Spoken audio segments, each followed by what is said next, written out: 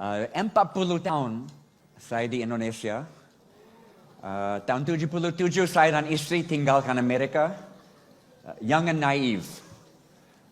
Baru nikah bulan madu di Indonesia.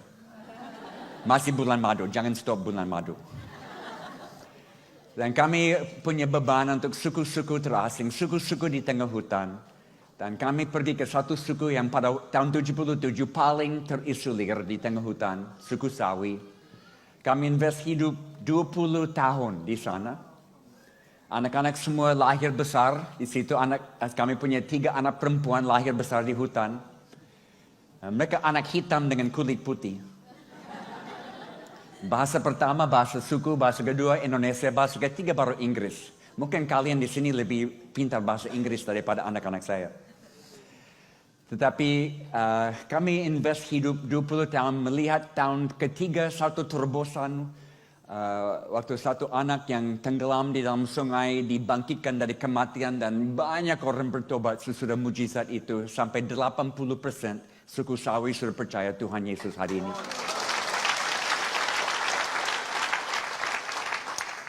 $20 tahun kami invest di situ buat terjemahan Alkitab, rintis gereja-gereja di semua kampung. Sesudah 20 tahun kami tanya Tuhan, mana suku berikut? Dan saya pikir kami akan lintas satu gunung atau lewat sungai ini tembus di suku yang lain karena 250 suku di Papua. Tetapi Tuhan kejutkan. Tuhan bilang suku yang paling diabaikan sekarang adalah suku generasi muda. Punya budaya sendiri, bahasa sendiri. Jadi kami pindah ke kota Jayapura yang berkembang sekarang dan semua anak muda tinggalkan kampung halaman dan lari ke kota, mau cari kerja, cari sekolah, akhirnya putus sekolah, tidak dapat kerja, mulai minum mabuk di pinggir jalan. Dan Papua identik dengan kemabukan. Tapi bukan hanya itu, semua narkoba di dunia modern ada di Papua. Dan juga HIV AIDS paling tinggi di seluruh Indonesia, Papua. 44% semua kasus AIDS di Indonesia ada di Papua. Kami kubur 1 orang per bulan rata-rata dari jemaat kami korban AIDS. Jadi kami pindah ke kota mau buat gereja untuk anak-anak bermasalah. Banyak gereja tahu buat apa dengan anak-anak yang bersih, yang tertib. Tapi tidak tahu buat apa dengan anak-anak yang broken. Dan kebanyakan anak muda zaman ini adalah anak-anak yang broken.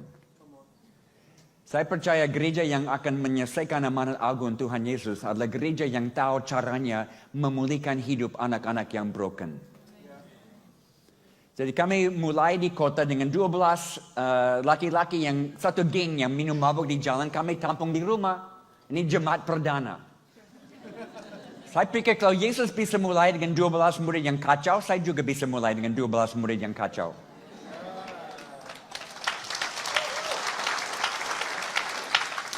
Mereka jatuh cinta dengan Yesus, stop minum. Dan saya coba bawa mereka ke gereja-gereja lain untuk pemudi dan lanjutan. Tapi gagal. Karena walaupun mereka berubah di dalam, di luar penampilan masih agak kasar. Juga mereka tidak tahu bahasa gereja. Saudara tahu kita punya 2 bahasa. Ada bahasa luar, bahasa dalam. Mereka tidak tahu bahasa dalam. Dan juga mereka dipulihkan dalam komunitas hidup bersama kami. Di mana 24/7 mereka harus bertanggung jawab pikiran dan hati. Kalau ditaruh dalam gereja yang hanya punya ibadah hari Minggu, mereka tidak bisa betah. Mau tidak mau kami harus rintis gereja baru. Berdasarkan komunitas bersama. Denominasi baru. GKOB. Gereja Kristen Orang Bermasalah. Di bawah GBI, Gereja Bebas Indonesia. Mulai dengan anak-anak yang minum mabuk, berkembang dengan anak-anak korban narkoba, sampai penyedar narkoba, sampai PSK, sampai geng-geng yang berkelahi di jalan, sampai orang HIV AIDS, sampai napi dan tahanan di penjara, sampai keluarga-keluarga yang berantakan. Itu semua anggota jemaat kami. Orang bermasalah. Kami buat pengakuan iman. Waktu ada perayaan seperti ini, 700 anak muda. Kami semua berdiri, saya pimpin. Kami angkat tangan. Kami semua orang bermasalah. Yang cari jalan baru kepada Tuhan. Karena kita semua orang bermasalah sebetulnya. Hanya sebagian lebih pintar menutupinya daripada yang lain. Lebih baik kita terbuka supaya orang bermasalah, orang berdosa rasa welcome. Karena waktu Yesus di bumi ini, siapa yang tertarik kepada Yesus? Orang berdosa, orang bermasalah. Why? Karena mereka tahu Yesus adalah satu-satunya orang di bumi ini yang akan terima mereka apa adanya. Dan akan tantang mereka lebih dari itu. Kita selalu nyanyi di gereja, saya mau seperti Yesus. Apakah kita sadar apa yang kita minta? Karena kalau kita seperti Yesus, orang berdosa akan tertarik kepada kita. Kalau orang berdosa tidak tertarik kepadamu, harus tanya, kenapa saya tidak seperti Yesus? Jadi kami coba buat gereja tanpa tembok, gereja terbuka bisa di semua kegelapan. Tapi fokus pada anak muda. Dan di rumah kami tampung 20 anak. Mungkin ada foto. Anak-anak yang terlantar, anak-anak yang dibuang dari rumah. Anak-anak yang punya luka banyak. Ada satu perempuan di depan. Bapaknya bunuh mama di depan dia. Ada satu laki ini yang diikat di pohon 1 minggu. Dengan matahari panas dan semut merah gigit-gigit. Ada satu lagi dikunci di lemari 3 hari sebagai hukuman. Mereka masuk dan mereka bukan Kristen, tapi dalam waktu cepat mereka mulai ikut Yesus. Inilah pemuridan. Jadi mungkin ada video, saya mau mulai, kami di Papua, saya punya 2 studio musik dan 2 studio breakdance.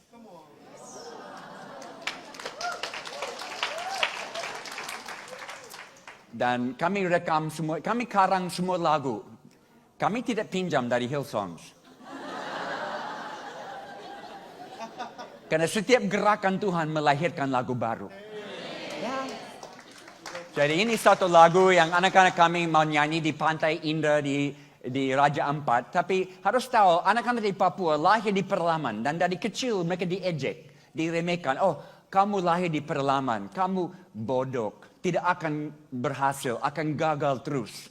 Sampai itu menjadi pengakuan diri dan akhirnya mereka gagal. Tapi anak-anak ini punya harga diri di dalam Tuhan yang kuat. Mereka nyanyi, terima kasih Tuhan, semua budaya dan bahasa di Papua ini pemberian dari Tuhan. Kami akan jaga baik. Dan ini lagu penyembahan. Tapi dalam musik kontemporer dengan rapping sedikit dalam bahasa daerah. Nikmatilah.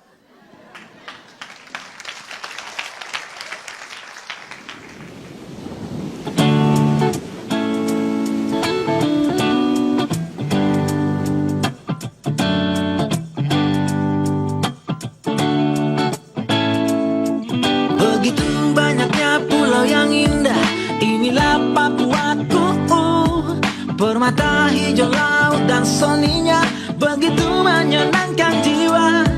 Banyak pujian dan kekaguman budaya dan alammu. Kamu dan aku sama-sama cinta, cinta padamu Papuaku.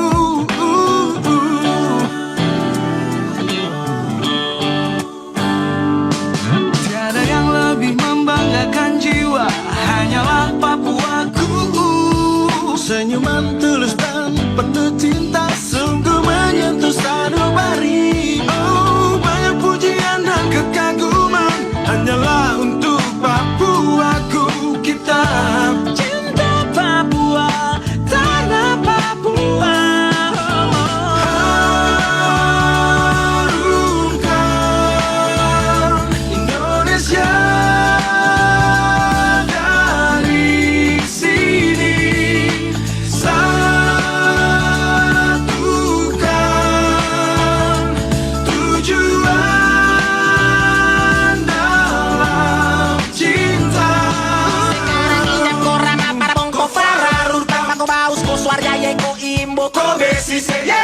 Awer star Korea, aduh mama, awer Korea kam Enona selama, sibe, ninya koba koba Suku banine, sube nana manstren ifrutu Injam korama, kosyum kosan bikio Mana-mana si sandiko, mana-mana som yang godo Yo, suku te di Papua, sube pilkaku swanine Cobalah menjaga yang sudah semestinya dijaga.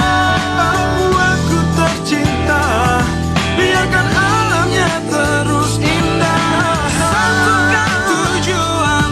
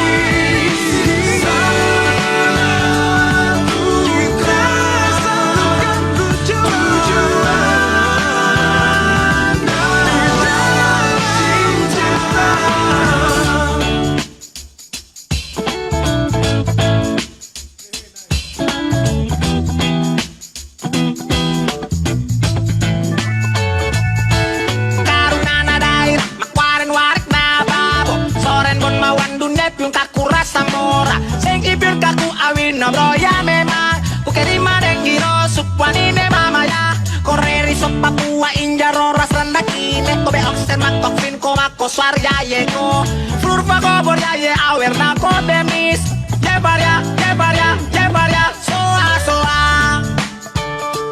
Soa, soa Soa, soa Soa, soa Soa, soa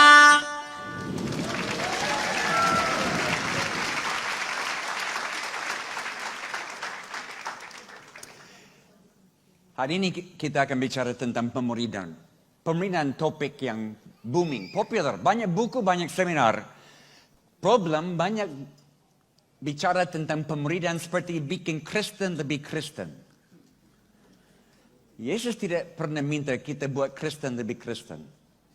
Pemuridan datang dari amanat agung. Pergi memuridkan semua bangsa. Bangsa bukan Kristen. Memuridkan non-Kristen, memuridkan membawa orang dalam perjalanan menuju kepada Yesus. Satu langkah demi satu langkah, itulah pemuridan.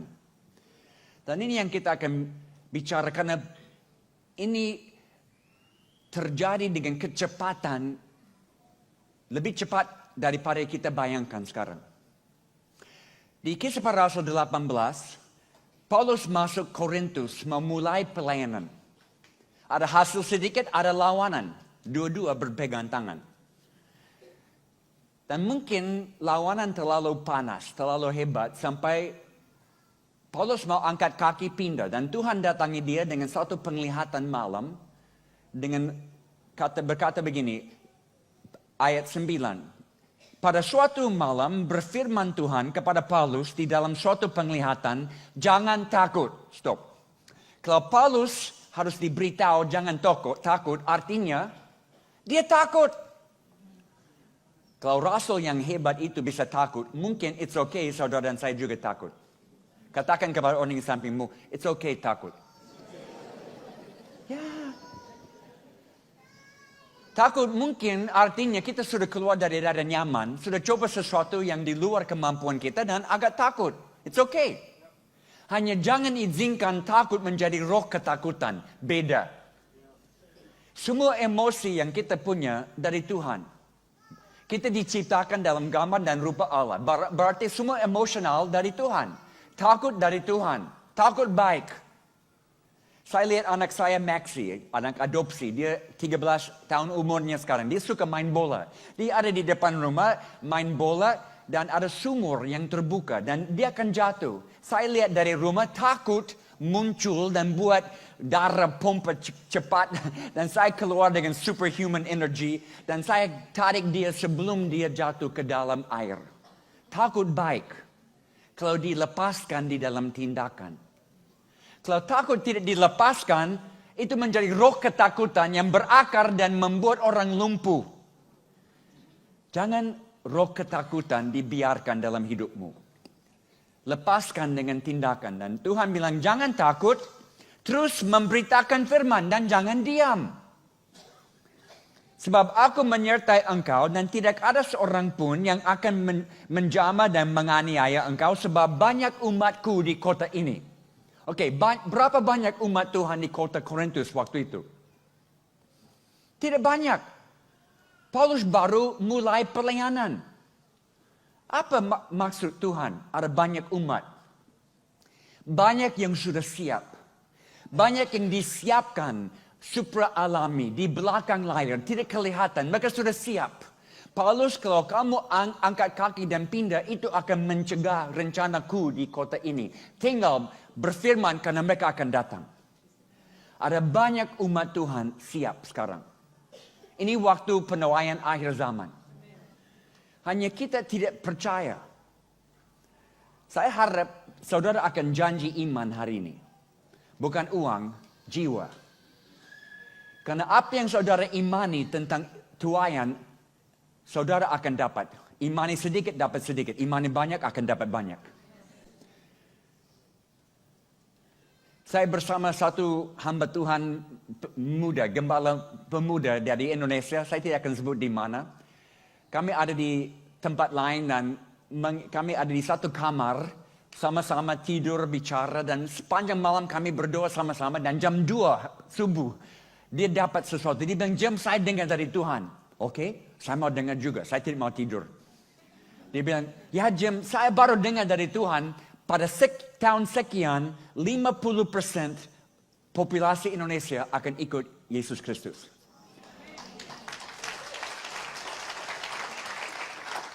Dan saudara, dia imani hal itu. Dia kembali ke kota di mana dia punya pelayanan yang sukses di satu kampus. Dia tinggalkan pelayanan itu, pindah ke kota baru di satu kampus yang tidak ada pelayanan sama sekali, nol. Mulai dari kosong, dan hari ini pelayanan di kampus itu paling besar di Indonesia dan di seluruh kota gereja dia paling besar. Karena dia percaya ini waktu tuaian. Apakah kisah para rasul terulang hari ini? 3.000 bertobat dalam satu hari. 8.000 dalam satu minggu. 20.000 dalam beberapa minggu. Itu yang terjadi di Yerusalem. Apakah terulang? Ya, terulang sekarang. Saya ketemu orang di Hong Kong. Mungkin saya kasih nama John Chin. Itu bukan namanya, tapi kita kenal dia hari ini, John Chin. John gembala satu gereja besar, tapi dia punya beban untuk mainland China. Dia lihat pemerintah China mengumpulkan banyak orang dari desa-desa, bikin megacity dengan banyak pabrik-pabrik supaya mereka bisa kontrol ekonomi dunia. Dan mungkin mereka akan berhasil. Tapi John punya beban untuk karyawan di pabrik-pabrik ini. Jadi dia masuk satu kota di mainland China dan tiap hari dia turun di basement, di warung makan dengan karyawan. Sesudah 1 minggu, ada 12 yang terima Yesus. Sesudah 9 bulan, John punya jemaat 30.000 anggota jemaat. Saudara, saya kenal orang ini. Ini bukan berita kedua, ketiga. Saya tahu ini benar. Kisah para rasul terulang hari ini. Ada satu hamba Tuhan dari Afrika. Berhasil, tapi Tuhan panggil dia tinggalkan semua, pindah ke Ukraine, Rusia. Dari tempat paling panas ke tempat paling dingin. Dan dalam 7 tahun, dia mulai dari nol dan jemaat 18.000 anggota jemaat. Orang kulit hitam khotbah kepada orang kulit putih. Itu caranya Tuhan. Tidak selalu masuk akal. Karena ini waktu penuaian. Tuhan buat sesuatu di luar dugaan. Waktu sekarang. Problem gereja tidak relevan. Ada satu kata yang saya bergumul di dalam bahasa Indonesia. Waktu mau siapkan khotbah, saya cari kata definisi ghetto. G-H-E-T-T-O. Ini tidak gampang menerjemahkan dalam bahasa Indonesia.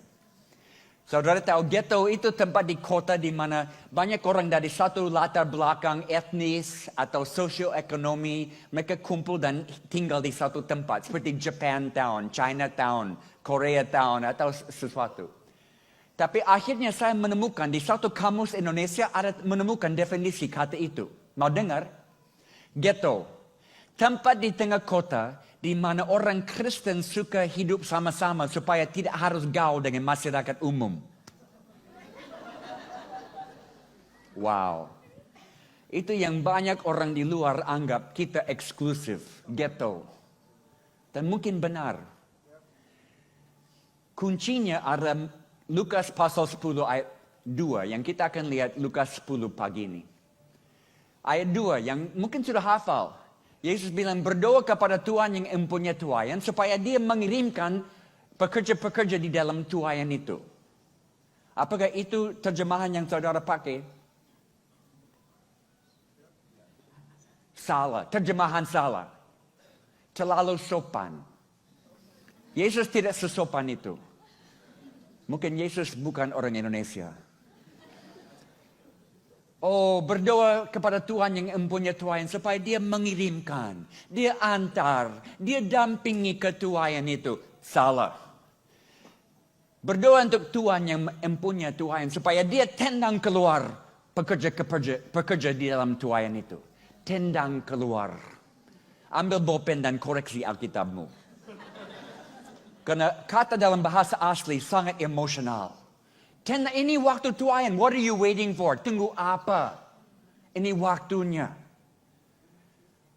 Ini akan menjawab komsel atau cool yang tidak berkembang, tidak bermultiplikasi. Mungkin di sini semua cool bermultiplikasi. Tapi di tempat lain sering ada komsel atau cool yang tidak bermultiplikasi. Ini jawaban yang kita akan baca sekarang. Lukas pasal 10. Buka. Ayat 1. Kemudian pada waktu itu Tuhan menunjuk 70 murid yang lain, lalu mengutus mereka berdua-dua mendahului dia ke tempat-tempat yang dia mau kunjungi. Oke, stop.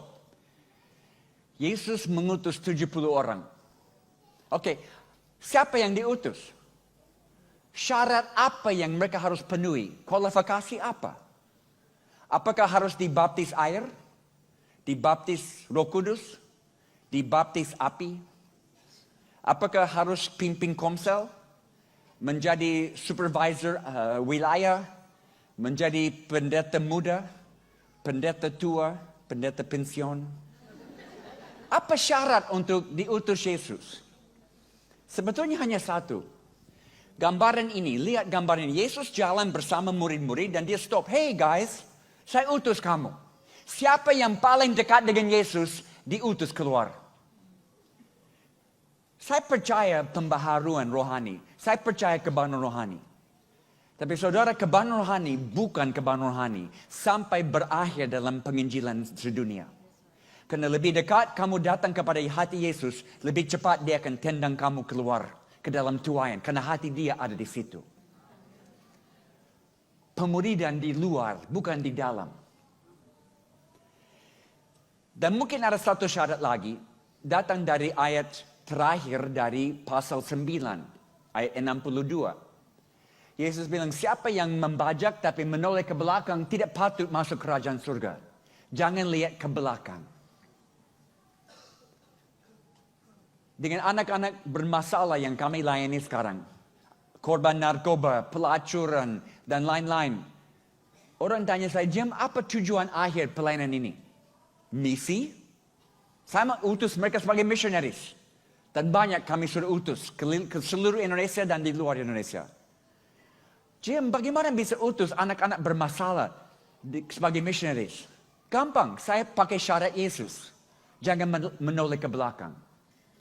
Jangan lihat masalahmu dari kemarin. Tutup pintu terhadap masalah kemarin.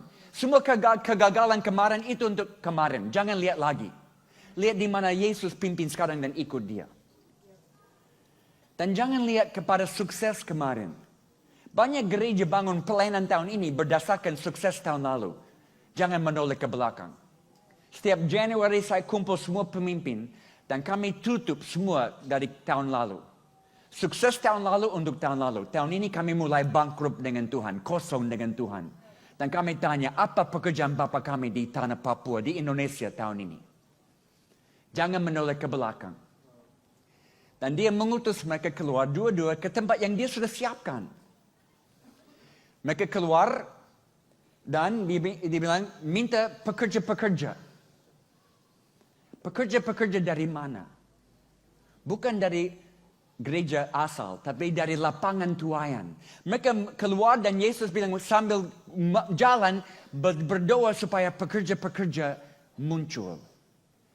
Orang-orang yang akan pimpin penuaian besar, kegerakan besar di Indonesia dan di Singapura, hari ini belum bertobat. Belum kenal Yesus. Mereka akan bertobat. Mereka akan percaya dan mereka akan jadi pemimpin yang hebat. Karena mereka akan lihat ladang tuayan beda dengan saudara dan saya. Karena mereka muncul dari situ. Seperti saya di New Delhi satu hari, ada tukang becak yang bawa saya. Dia buta huruf. Sudah rintis 120 sidang jemaat. Dia supervisor di atas New Delhi. Tidak bisa baca tulis.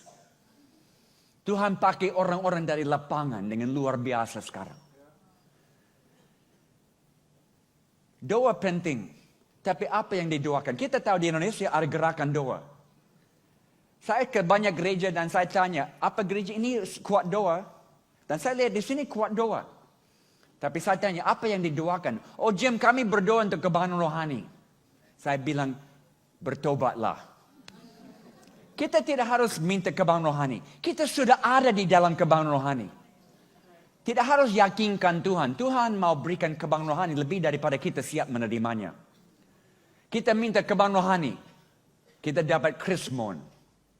Dan semua negara lain keluar dari krismon, hanya Indonesia yang belum keluar. Tapi lebih banyak bertobat sesudah krismon daripada sebelumnya. Kita minta kebangkitan rohani, ada bom di Bali. Same thing. Lebih banyak bertobat sesudah bom. Kita minta kebangkitan rohani, ada tsunami di Aceh. Ya? Jadi, kita minta kebangkitan rohani tahun ini. Dan Ahok dipenjarakan. Same thing, kebangkitan rohani. Betul, dia jadi pahlawan sekarang. Minta tuaian jelas kepada matamu. Melihat mana Tuhan kerja. Dan ayat 3. Saya utus kamu keluar seperti domba di tengah-tengah serigala. Oke, saya harus tanya. Di sini berapa banyak piara domba? Angkat tangan. Oke, saya sendiri. Di tengah hutan, saya piara domba dan kambing di Papua. Karena waktu kami di suku Sawi, kami buat terjemahan Alkitab. Dan ada ayat yang saya sulit terjemahkan. Yesus adalah anak domba Allah. Karena di seluruh Papua tidak ada domba. Satu ekor pun tidak ada. Mereka tidak tahu domba. Jadi mau terjemahkan dengan kata apa? Yesus adalah anak babi Allah. Doesn't work. Jadi mau tidak mau, saya harus datangkan ternak domba dan kambing dari Zelandia Baru. Saya piara domba dan kambing di hutan. Saya tahu domba dan kambing. Kalau hujan turun, air naik, oh kambing pintar. Mereka cari tanah tinggi. Tapi domba, bodoh. Air turun, naik.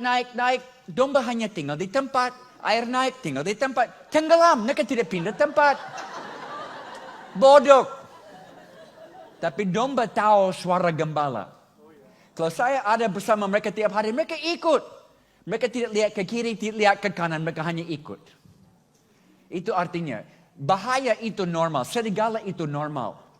Lihat di mana Tuhan pimpin, gembala yang baik pimpin. Karena kegerakan-kegerakan zaman ini terjadi di tempat-tempat yang paling berbahaya. 5 tahun terakhir ini saya ke kamp pengungsi Suria di Timur Tengah. Setiap 3-4 bulan saya ke Timur Tengah. Tidak ada orang di muka bumi ini yang lebih terbuka daripada orang Suria. Luar biasa. Di tengah-tengah konflik. Masuk tenda dengan mereka semua punya lubang. Lubang di kaki, lubang di tangan, lubang di dahi. Dari peluru. Satu bapa peluru masuk di dahi, keluar di belakang. Masih hidup. Saya duduk dengan dia dan ada nana keluar sambil saya bicara. Anak-anak yang kulit terbakar dari bom kimia. Tapi hidup. Dan mereka sangat-sangat terbuka. Jangan lihat bahaya. Melihat di mana Tuhan siapkan tuaian zaman ini. Nah, ayat 1, ayat 2, ayat 3. 3 kali dikatakan keluar. Jangan minta ke gereja, bawa gereja ke mereka. Oke, satu kota di Indonesia, saya tidak akan sebut di mana. 3 tahun lalu saya buat training misi untuk semua gereja di kota itu.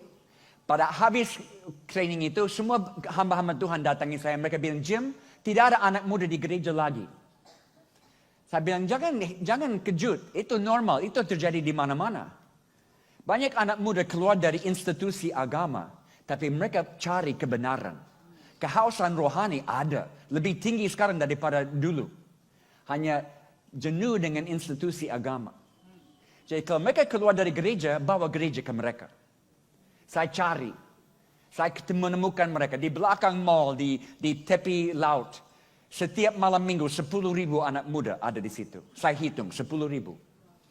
Mereka tidak ada di satu tempat, tapi berkilometer-kilometer dalam kelompok-kelompok kecil. Ada geng motor, geng bola basket jalan, geng rapper, geng hip hop, geng breakdance, geng LGBT, semua warna ada. Dan mereka tidak masuk gereja, tidak masuk masjid, tidak masuk pura. Mereka bosan dengan agama, tapi kehausan rohani ada. Kami mulai masuk dengan PA induktif, kami kasih nama Discovery Game. Di mana menemukan kebenaran untuk menjawab keperluan rohani.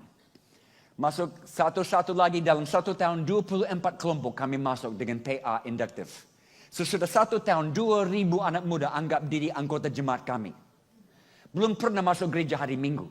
Tiap hari mereka ada dalam kelompok-kelompok kecil belajar firman Tuhan. Menuju kepada Yesus. Tiba-tiba tahun lalu mereka dapat ide. Wow, mari kita katakan tidak kepada miras dan narkoba. Ya, keren. Kita katakan tidak kepada miras dan narkoba. Satu social media fenomena terjadi dari kota ke kota ke kota. Satu wilayah penuh. Sampai hari ini 10,000 anak muda ikut gerakan ini. Itu yang Tuhan buat sekarang. Baik Indonesia dan banyak tempat lain. Gereja tanpa tembok. Gereja di luar. Di mana mereka kumpul, gereja bisa jadi di situ. Terang di tengah-tengah kegelapan. Gereja bola. Kita tahu di Indonesia, setiap sore anak-anak muda suka main bola. Jadi kami punya SSB, gereja SSB, gereja bola. Baru anak-anak kami main di Stadium Utama Jakarta. SSB kami menangkan semua di Papua sampai gubernur bilang, oke, mewakili Papua di pertandingan nasional. Anak-anak Papua yang belum pernah keluar dari Papua. Di Stadium Utama, 100,000 orang nonton. Mereka semua berlutut, pegang tangan berdoa kepada Yesus untuk minta tolong di depan semua. Hari pertama mereka kalahkan Sulawesi. Hari kedua mereka kalahkan Bali. Hari ketiga mereka kalahkan Aceh. Akhirnya mereka jadi juara nasional. Itu gereja. Setiap hari pelatih membina mereka. Mereka tidak masuk hari Minggu. Setiap hari di lapangan berkeringat, duduk, bicara tentang firman, makan pisang goreng. Itu gereja. Gereja basket. Istri saya pelatih basket. Mungkin ada yang lihat dia di televisi. Karena 3 tahun lalu dia diberi hormat pelatih basket terbaik di Indonesia. Dan dia latih semua tim di final DBL di Surabaya. Jadi kami ada 2 lapangan basket. Tiap sore anak-anak datang main basket. Hari pertama mereka datang ada 2 geng. Mereka datang setengah mabuk, mereka main basket. Satu yang kalah bikin geng war. Perang geng di lapangan. Itu gereja basket hari pertama. Tapi makin lama makin baik. Dan mereka main bola berkeringat. Duduk makan pisang goreng dan belajar firman ini yang memulihkan hidup mereka. Gereja basket. Gereja pelacuran. Gereja di tempat pelacuran. Mungkin saudara tahu, ya ada satu jalan di Singapura di mana banyak PSK dari Indonesia ada. Tapi di Indonesia pun booming. Sex trafficking menghasilkan 3,3 billion US dollars setiap tahun. Mulai bersaing dengan Thailand. Dan satu tempat booming, Papua. Di mana ekonomi booming, sex trafficking booming. Dan 15 menit dari rumah kami ada kota pelacuran. 400 pelacur yang diekspor dari Surabaya, dari Jalan Doli dikirim ke Papua. Ya, terima kasih sumbangan dari Surabaya. Dan semua pub, semua disco untuk mensupport, mendukung itu. Beberapa tahun lalu, gereja-gereja kumpul dan palang jalan masuk ke tempat ini. Saya lewat hari itu, saya menangis. Karena saya tahu kalau ini ditutup, wanita-wanita ini akan ke tempat lain dan meneruskan satu-satunya profesi yang mereka tahu. Mana ada gereja yang mau terima mereka ke dalam gereja? Jadi istri saya dan beberapa ibu mulai masuk kamar ke kamar. Bawa sedikit makanan, sedikit obat. Tapi apa keperluan wanita pelacur? Harga diri. Semua harga diri dirampas dari dia. Karena dia hanya barang kenikmatan untuk orang lain. Jadi istri saya pakai pelayanan mendengar. Tidak harus bicara banyak, hanya mendengar. Karena tidak ada orang yang mau dengar mereka. Memberi harga kembali. Dan satu persatu mereka percaya Yesus. Tapi mereka tidak bisa lari keluar. Ada yang bilang, Jim, kalau mereka bertobat, mereka harus keluar. It's not that easy. Kalau mereka lari akan dikejar, dibunuh. Mereka punya hutang yang begitu tinggi tidak bisa bayar. Dan mereka lama di dalam lingkup sosial itu. Semua dukungan ada di situ. Mereka tidak bisa bayangkan hidup di luar. Jadi harus bikin lingkup sosial baru. Di mana mereka saling mendoakan, buat PA, bikin gereja di tempat pelacuran. Dan mereka simpan uang sampai mereka dapat setengah dari hutang. Kami matching funds. Kami lunasi hutang mereka. Mereka keluar bebas, tidak bisa dikejar, datang tinggal di rumah kami. Kami latih mereka profesi baru. Tapi perlu waktu. Berminggu-minggu. Berbulan-bulan. Mereka sudah berubah. Hati mengasihi Yesus, tapi tetap harus melayani customer. Tapi sekarang mereka pakai pelacuran di dalam Tuhan. Ada di Singapura. Seperti ini. Ada kelompok laki-laki yang saya pimpin. Ini bukan pria sejati, ini pria yang belum sejati. Masih pukul istri, masih minum. Tapi mereka belajar Alkitab dengan saya supaya hidup bisa baik. Satu malam ada laki-laki baru gabung. Saya tanya, Pak, dengar tentang kelompok kami dari mana? Dia sedikit malu. Ya, saya dengar dari pelacur. Terus saya mau dengar ini. Ya, minggu lalu saya masuk tempat pelacuran, saya masuk ke kamar dengan wanita ini dan dia mulai cerita-cerita dengan saya. Dia tanya, Bapak tidak punya istri? Saya jawab, ya, saya punya istri. Dia tanya, Bapak tidak punya anak? Saya jawab, ya, saya punya anak. Dia tanya, kenapa Bapak datang ke sini, ke saya? Kenapa tidak pulang ke istri dan anak-anak? Saya bingung. Saya belum pernah dengar pelacur bicara seperti ini. Saya tanya, kenapa kamu bicara seperti ini? Oh, istri Jim Yost, dia latih kami isi setengah jam dengan bicara-bicara. Tidak harus lakukan seks, tetapi tetap harus dibayar. Itu pelacuran di dalam Tuhan. Dan malam itu Bapak itu terima Yesus. Pelacur yang bawa dia. Gereja tanpa tembok. Gereja yang terang di tengah-tengah kegelapan di mana-mana. Dan ayat 4 Yesus bilang, masuk ke rumah, masuk ke tengah-tengah mereka dan jangan bawa dompet, jangan bawa semua asetnya. Bawa hati. Semua pelayanan mulai dari hati, bukan dari uang. Ada satu pemimpin komsel saya, Yanis. Dia punya beban untuk anak-anak di jalan yang parkir mobil, dapat beberapa koin dan malam mereka tidur di situ. Setiap malam dia datang dengan beberapa pisang goreng, duduk dengan mereka cerita-cerita. Sesudah 1 minggu, 10 terima Yesus. Sesudah 1 bulan, 30. Dia punya gereja di pinggir jalan. Dia tidak punya uang banyak, dia punya hati. Semua pelayanan mulai dari hati. Ada satu bapak di Chiang Mai, Thailand. Buat rehab untuk anak-anak yang ketagihan opium, heroin, yang keras. Dia tidak punya fasilitas dengan dokter-dokter dan psikolog-psikolog. Dia hanya apartemen. Dia bawa orang-orang yang ketagihan narkoba tinggal dengan dia. Dia kasih teh herbal, teh bunga. Dan dia mendoakan mereka. Dan mereka semua lepas. Mulai dari hati. Semua pelayanan mulai dari hati. Dan Yesus di ayat 4 akhir. Dan jangan salaman dengan orang di jalan. Yesus, kami orang Indonesia. Kami lihat teman, hey, how you doing? Apa kabar? Jangan salaman dengan dia. Ya, Yesus bukan orang Indonesia mungkin. Apa artinya? Ada banyak pelayanan yang baik. Hanya satu pelayanan yang urgent. Tuayan. Ini waktu tuayan. What are you waiting for? Jangan buang waktu dengan banyak pekerjaan, banyak pelayanan yang hanya baik. Karena banyak orang siap.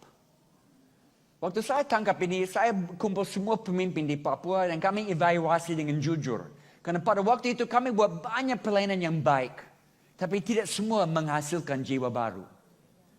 Dan kami memutuskan semua pelayanan yang tidak menghasilkan jiwa baru, stop.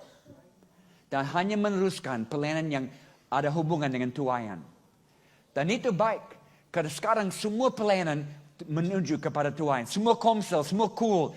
Ada pelayanan di luar tiap minggu. Setiap pelayanan musik, pelayanan di luar. Setiap ajaran di gereja, ajaran untuk bawa keluar. Semua fokus di luar, bukan di dalam. Dan Yesus, ayat berikut, dia bilang, cari orang yang damai. Orang yang buka rumah dan bilang, ayo masuk ke dalam. Orang yang punya persiapan super alami. Seperti Cornelius di dalam Kisah Para Rasul 10. Dia bukan Kristen, bukan Yahudi. Tapi Tuhan datangi dia dengan penglihatan, dengan beritahu akan ada orang datang ke rumahmu, berikan kabar baik, dengarlah. Dia siap. Di kota lain Tuhan datangi Petrus. Mau minta dia ke Cornelius, tapi Petrus, kami pakai kata di Indonesia, di Papua, Petrus kepala batu. Perlu 2-3 kali Tuhan yakinkan Petrus untuk pergi. Tangkap ini. Tuhan bicara kepada non-Kristen sebelum gereja sadar. Tuhan buat sesuatu, mempersiapkan tuayan di umum, di sekular. Sebelum gereja sadar sesuatu siap. Wow. Akhirnya Petrus pergi. Dan masuk dia bicara dan Cornelius dan seluruh isi rumah terima. Bukan karena Petrus pintar, tapi karena Tuhan sudah siapkan mereka. Masuk ke rumah orang damai. Bagaimana tahu rumah orang damai? Pergi ke biro statistik dan minta mana 777 Jalan Surgawi. Tidak akan tahu rumah orang damai dari luar. Harus masuk ke dalam. Masuk ke dalam komunitas. Gengnya. Di mana mereka kumpul. Masuk dan lihat ada kehausan rohani. Dan banyak punya kehausan rohani. Mereka tidak mau agama. Tidak mau gereja. Tapi kehausan rohani sangat tinggi sekarang ini. Karena waktu penuaian Tuhan sudah siapkan. Waktu Yesus di bumi ini, agama Buddha ada, agama Hindu ada. Dan karena Yesus adalah Tuhan, dia tahu Islam akan datang. Yesus tidak pernah tegur orang karena isu agama. Dia hanya tegur satu golongan, munafik. Orang Farisi yang bilang, oh kami punya hubungan dengan Tuhan tapi tidak jalankan. Kalau Yesus tidak bikin masalah mengenai agama, saya juga tidak akan. Saya mau bawa semua mengikuti Yesus. Dengan apa yang bisa. Ada di semua kekuatanmu, ikut dia dan jangan stop sepanjang hidup. Itu pemuridan. Di dalam rumah kami, ada 20 sampai 30 anak. Dari 20 tahun kami selalu ada anak baru. Anak-anak yang jauh dari Tuhan. Banyak masalah hidup. Waktu mereka masuk bukan Kristen, tapi dalam waktu cukup cepat mereka mulai ikut Yesus. Siapa muridkan mereka? Mereka memberikan satu dengan yang lain. Kami pakai Matius 10 ayat 8 serius. Cuma-cuma diberi, cuma-cuma harus membagi. Saya bilang orang yang ketagihan narkoba, kamu belum lepas dari narkoba sampai kamu bantu orang lain lepas dari narkoba. Kamu bukan murid Yesus sampai kamu punya murid Yesus. Kamu bukan gereja sampai kamu rintis gereja baru. Itu bukti bahwa DNA ada.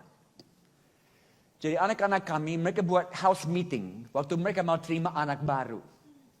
Ada teman yang jatuh di luar, mereka mau bawa dia tinggal di rumah. Oke, mereka buat house meeting. Saya dan istri tidak ikut. Mereka harus bulat hati untuk terima anak baru. Karena mereka akan muridkan. Mereka bawa dia ke dalam. Dan satu anak yang mungkin 1 bulan dengan kami, dia pegang tangan, dia bilang, hey, sama seperti saya coba ikut Yesus, kamu ikut saya. Itu pemuridan. Satu langkah di depan orang yang kamu muridkan. Masuk ke dalam komunitas. Orang baru.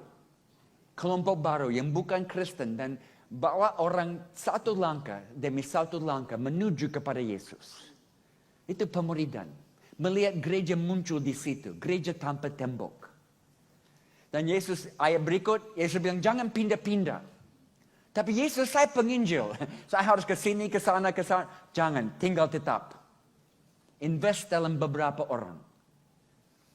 Kalau Yesus hanya bisa invest dalam 12 orang, dan satu di antaranya gagal, kenapa kita pikir bisa lebih dari 12? John Chin, yang saya singgung tadi, di 30,000 orang dalam 9 bulan, caranya apa? Minggu pertama ada 12 bertobat. Dia bawa ke apartemen untuk pemuridan, kelas pemuridan. Dia kasih mereka satu pelajaran tentang keyakinan keselamatan. Dan dia bilang mereka, hey, minggu depan ada lesson kedua. Tetapi kalian harus bagi lesson pertama dengan murid-muridmu sebelum dapat lesson kedua. Dan mereka buat. 12 ini keluar menangkan 12 masing-masing kasih pelajaran pertama kembali dapat pelajaran kedua. Dan mereka latih murid mereka untuk buat yang sama. Bermultiplikasi out of control. Sampai 30,000 dalam 9 bulan. Karena minta tanggung jawab atas firman. Wow. Pemuridan. Untuk melakukan firman. Dan Yesus bilang waktu masuk, makan dengan mereka. Pelayanan makan. Saya pikir ini cocok di Singapura. Karena 24 jam non-stop orang Singapura makan. Makan terus. Tidak ada jam di sini yang tidak bisa makan. Karena waktu makan dengan orang menerima dia. Waktu tolak makanan, tolak dia. Makan dengan orang. Masuk ke dalam hidup. Dan harus sadar, murid-murid Yesus orang Yahudi. Mereka dilarang masuk ke dalam rumah non-Yahudi. Dilarang secara budaya makan satu piring dari orang non-Yahudi. Dan Yesus lawan budaya. Dia bilang masuk ke dalam, makan dengan mereka. Supaya mereka lihat Yesus up close and personal. Dari jarak dekat. Dan kalau ada orang yang sakit, sembuhkan mereka. Matius 10 yang sama dengan Lukas 10. Yesus bilang kalau ada kulit kusta, penyakit kusta, tahirkan. Kalau ada yang kerasukan, keluarkan roh jahat. Kalau ada yang mati, bangkitkan. Artinya semua keperluan, apa yang mereka perlukan, jawab. Kalau ada bapa yang di PHK, bantu dia dapat kerja. Kalau ada anak yang putus sekolah, bantu dia dengan les-les tambahan supaya bisa kembali ke sekolah.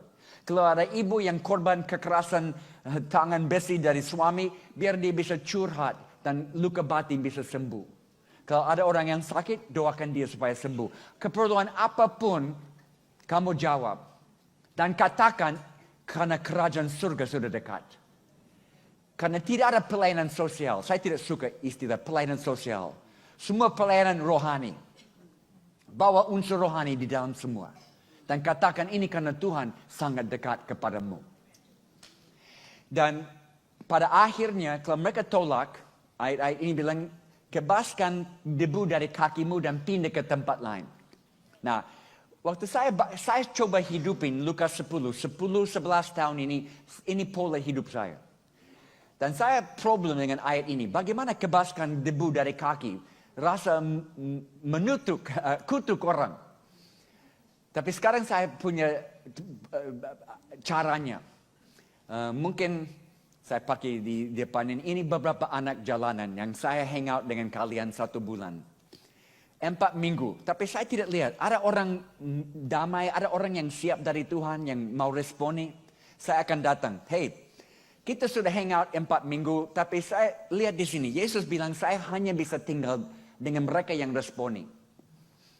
Apakah kalian orang yang mau responi atau lebih baik saya pindah ke tempat lain? Saya kasih tinggal ini pesan dan besok saya akan kembali dengan keputusan. Saya pergi, esok hari saya kembali. Saya tanya, bagaimana keputusan? 9 dari 10 kali mereka jawab, wow Jim, kami tidak tahu Bapak begitu serius. Kami orang yang mau responi, tinggal dengan kami. 1 dari 10, mereka bilang, oh kami tidak seperti itu. Lebih baik Jim pindah ke tempat lain. Tapi saya taruh keputusan di tangan mereka. Karena saya menghargai setiap manusia. Tidak ada manusia di bumi ini yang layak menjadi objek pelayanan. Semua subjek pelayanan. Menghargai mereka. Ini pola pemuridan Tuhan Yesus. Saya akhir dengan 2 ilustrasi. Satu dari Kuba. Saya ke Kuba buat training misi komunis. Ini negara komunis, gereja rahasia. Mereka hanya bisa kumpul di pinggir kota di tempat rahasia. Ada 300 yang kumpul waktu saya di situ. Dan waktu saya kasih tantangan, 3 pemimpin lari ke depan berlutut responi firman. Mereka bilang kami pemimpin harus responi sebelum orang lain. Wow, saya sangat terharu. Saya mau bicara dengan mereka habis ibadah.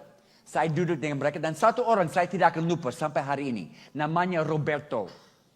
Roberto bilang saya, Bapak saya penginjil. Saya suka rintis gereja baru. Tapi dokter bilang saya sakit. Penyakit kanker.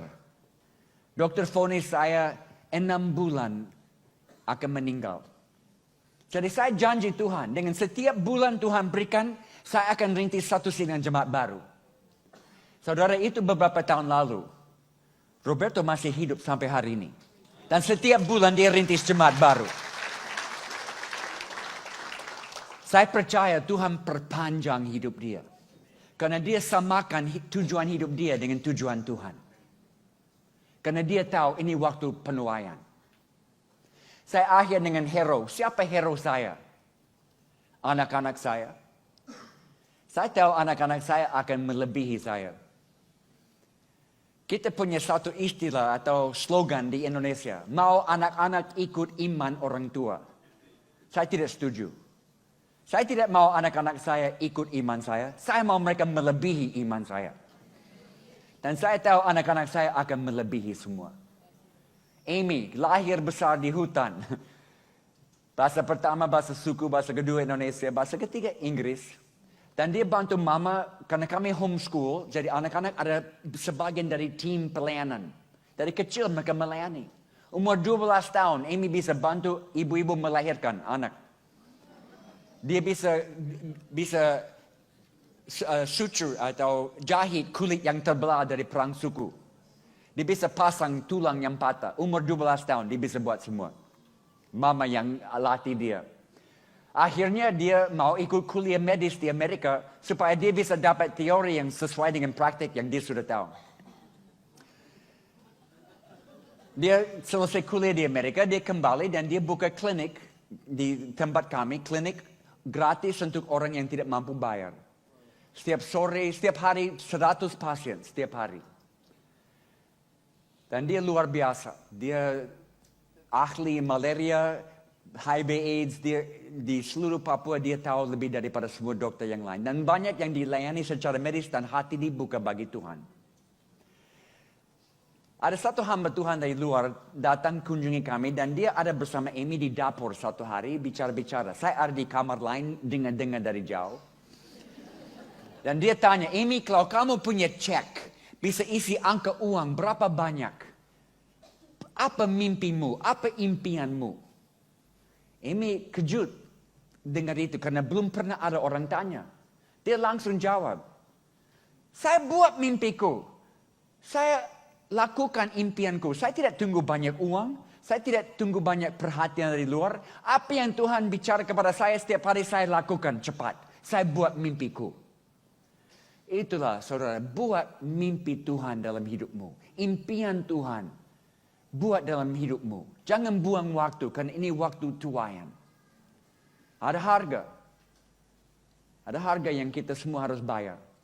Dan harga harus dinaikkan. Karena ingat, Yesus bilang kita diutus seperti domba di tengah-tengah serigala. Bahaya itu normal. Mungkin di Singapura ada kurang teologi penderitaan. Saudara tahu teologi adalah sesuatu yang bukan ahli teolog tulis, tapi kita tulis tiap hari. Dalam hidup ini, waktu kita mengalami sesuatu yang tidak masuk akal. Di mana kita alami sesuatu dan kita tanya, mana Tuhan dalam pengalaman saya? Waktu saya sakit malaria berulang kali, ratusan kali di hutan, saya tanya, mana Tuhan? Teologi penderitaan. Waktu anak-anak 2 hampir meninggal dari malaria, dalam koma 1 minggu, tidak sadar, obat tidak tolong. Kami pikir Tuhan akan ambil mereka. Tapi hanya lewat doa Tuhan kembalikan mereka kepada kami. Tapi kami harus belajar ulang-ulang. Saya dan istri, kami lari pagi setiap hari. Tadi pagi saya lari di East Coast Road. 10 kilo kami lari setiap pagi. Supaya dapat, jaga fitness supaya tidak dapat malaria terus. Dan juga waktu berdoa. Beberapa tahun lalu kami di kota sekarang dan kami keluar jam 6 pagi mau lari dan ada laki-laki yang datang perlu saya darurat. Jadi saya harus tinggal dan istri lari sendiri. Dia keluar dari kota, tempat sepi, tidak ada rumah. Dia tidak tahu ada laki-laki yang tunggu. Sembunyi di pinggir jalan di dalam rumput tinggi. Kuat-kuat, setengah mabuk. Waktu istri saya lewat, anak ini keluar, cegah dia dan lempar dia keluar dari jalan di mana tanah turun dan dia jatuh. Anak ini kejar, dia ambil istri saya dan bawa dia ke tengah hutan. Di mana selama 1,5 jam, dia coba perkosa istri saya. 1,5 jam Tuhan berikan kekuatan supernatural kepada istri saya untuk melawan. Setiap kali dia lawan, anak ini pukul dia. Setiap bagian tubuh istri saya dipukul dari kepala sampai ke kaki. Muka dipukul begitu banyak sampai mata bengkak tutup. Sesudah 1,5 jam, istri saya ada berbaring di bawah, tidak bergerak lagi. Anak ini pikir dia sudah bunuh istri saya, dia lari. Tuhan beri kekuatan sedikit lagi supaya istri saya bisa bangkit dan cari jalan kembali ke jalan raya. Ada mobil lewat, bawa dia ke rumah sakit. Malam itu waktu dia keluar dari rumah sakit, pulang ke rumah, ini kesaksiannya. Dia bilang, Tuhan, terima kasih kau berikan saya sedikit waktu lagi di bumi ini untuk melayani engkau. Terima kasih. Dan dia tambah ini. Dan iblis kami tertawa kau. Ini tidak akan hentikan kami akan tetap maju. Karena kami tahu kami ada dalam peperangan rohani. Dan iblis tidak menyerahkan daerahnya dengan cepat, dengan gampang. Esok hari ada 20 anak dari jalan terima Yesus. Minggu berikut ada 20 lagi. Ada terobosan dalam pelayanan kami di jalan. Dan iblis mau bikin kami takut lewat intimidasi, lewat kekerasan. Saudara di Singapura yang mungkin tetap